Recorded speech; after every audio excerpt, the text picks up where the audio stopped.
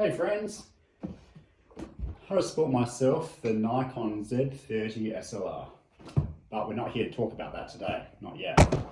Instead, got me thinking, I wanted to talk about this little baby here. This is the Nikon Coolpix A, arguably Nikon's first foray into the world of mirrorless cameras, if you ignore the Nikon J series, which just didn't seem to go off the ground.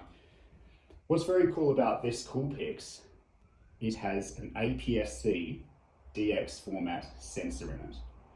The sensor is only 16 megapixels, so arguably some 10 years later, since its debuted in 2013, the sensor is a little bit on the downside, but it still packs quite a punch today, and compared to the Z30, it's remarkably smaller. This thing still fits in your pockets, and the photo quality is arguably better than any smartphone.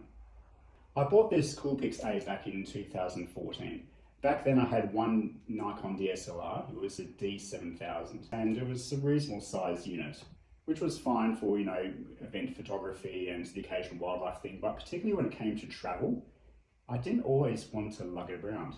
But since I cared so much about my photography, and for me image quality was everything, I really struggled to find a point and shoot system which I was happy with. You can imagine my surprise when this came along.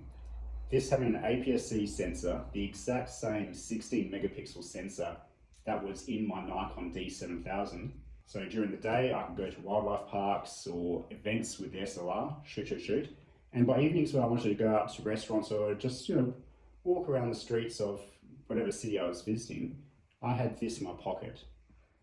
So unlike a conventional DSLR, this point and shoot does have a fixed lens. So it's an 18.5mm, but the aperture goes up to f2.8.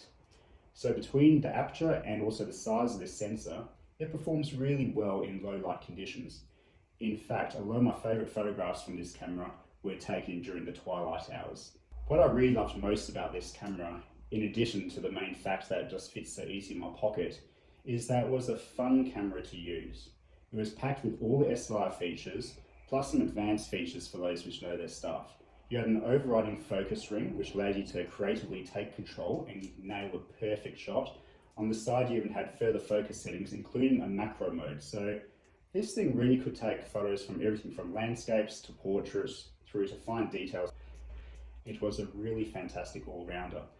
And the 18.5mm lens made it fantastic for street photography. The Coolpix A also came with a flash unit, but in addition to that, it also has this hot shoe, which, if you really wanted to, nothing was stopping you from actually mounting a fully fledged flash unit or any other ancillary device to this camera. So how well has it stacked up over the last 10 years? Well, the boot up sequence is a little bit slow, but unfortunately it's the focus system now which has really taken a hit compared to the new Z series models. That being said, this camera does actually come with face detection, which works pretty well in video mode, but there is a little bit of hunting about. What made the Coolpix A so exciting to use all those years ago was not only was a level of quality guaranteed because of the sensor, but it was a mirrorless system, which meant every time I adjusted the shutter or aperture or ISO, I'd also get a preview as to what the exposure of my image was going to look like, which meant I could easily tweak the settings accordingly and nail that perfect shot. Whereas DSLRs back in those days didn't have that feature. So this camera really was in a league of its own. In addition to the hot shoe at the top, the camera does feature a HDMI and USB. The USB option allowed for a GPS or wireless transceiver, which I did actually purchase back in the day and that worked fairly well. And equally as impressive as the camera itself, this camera model actually did come with a separate battery charger, which is something we'll discuss further in the Z30 unboxing. All around, I think Nikon did a fantastic job with the Coolpix A. I would really love to see Nikon bring this back. I think the world is crying out for Coolpix A Mark II. Perhaps with an XSpeed 6 processor, face eye detection. You can keep the lens the same, got no problem with a fixed lens, as long as the actual body unit stays the same size, maybe even a little bit smaller. You're going to have a fantastic little portable unit.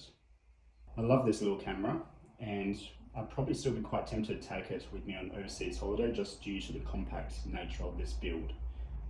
Anyway, once again, bravo Nikon on what I consider to be one of your best compact cameras that you've ever made.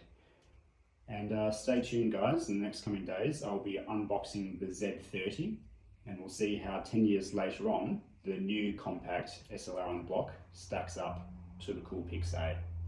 Thanks, guys.